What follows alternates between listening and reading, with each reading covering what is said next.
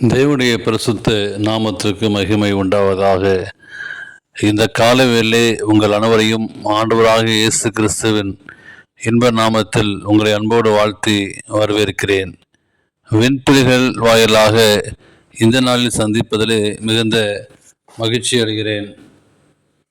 எசேக்கியேல் 1ஆம் அதிகாரம் 28 வாசிக்கும்போது, மழை பெய்யும் நாளில் மேகத்தில் வானவில் எப்படி காணப்படுகிறதோ அப்படியே கற்றிடமுள்ள அந்த பிரகாசம் காணப்பட்டது.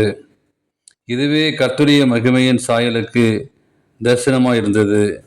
அதன் கண்டபொழுது மூங்கப்புற விழுந்தேன். அப்போது பேசுகிறவருடைய சத்தத்தை கேட்டேன் என்று சொல்லி எசேக்கியா தீர்க்கதரிசி கூறுகிறார். கிருபையின் வில். மழை பெய்யும் போது வில் போன்று பளிரென்ற வானத்தில் காட்சியளிப்பது முதன்மையான வானவில். அதன் உட்பகுதியில் ஊதா நிறம், பிறகு நீல நிறம், பச்சை நிறம், ஆரஞ்சு நிறம், வெளியே சிவப்பு நிறம் என்ற ஒரே ஒழுங்குமுறையில் வண்ணம் காணப்படும். உட்பகுதியில் ஊதா நிறம் மற்ற நிறங்களோடு மிகவும் நுட்பமாக கலந்திருப்பது போல் காணப்படும். சூழ்நிலைகள் சரியாக அமைந்தால் முதன்மையான வானவிலை பற்றி இரண்டாம் வானவில் ஒன்று இருப்பதையும் வானத்தில் பார்க்கலாம். இரண்டாம் வானவிலில் நேர்மாறான வரிசையில் நிறங்கள் காணப்படும். இரண்டு வானவில்களும் இடையிலே அந்த பகுதி வானத்தின் மற்ற பகுதியை விட இருண்டு இருப்பதை பார்த்திருப்பீர்களா? அந்த இரண்டு பகுதியில்தான் அலெக்சாண்டரின் இருள் பட்டை. அப்சோரிஸை சேர்ந்த அலெக்சாண்டர் அதற்கு முதலில் விலக்கு மறுத்ததால் அப்பெயர் வழங்கப்படுகிறது.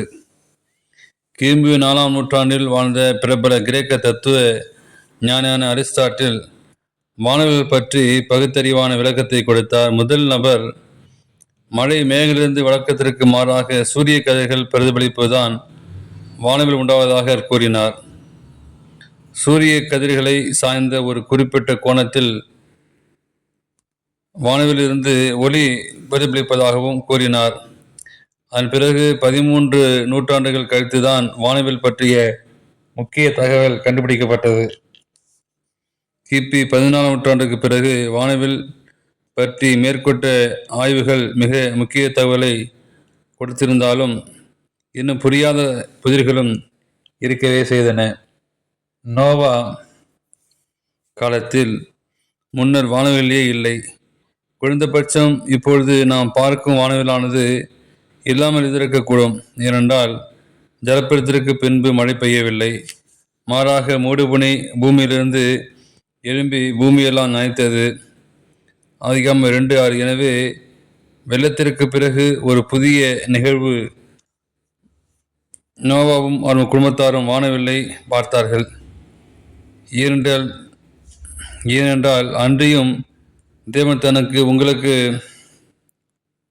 இடத்தில் இருக்கும் சகல ஜீவஜந்துக்களுக்கும் நித்திய தலைமுறைக்கு என்று செய்கிற உடன்படிக்கையை அடையாளமாக நான் வில்லை வானத்தில் வைத்தேன்.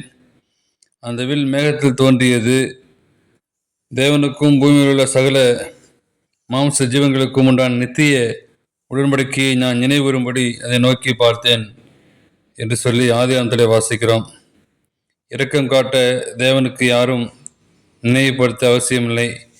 மனிதனுக்கு தெரிந்த விதத்தில் சொல்வதற்காக அந்த வார்த்தை பயன்படுத்தப்பட்டது. நியாய தீர்ப்புக்காரர் நம்மை வாழ்க்கையில் பெருமழை பெய்தாலும் அவருடைய இரக்கத்தின் ஒளியால் அது நிறைவேற்றப்படும் என்று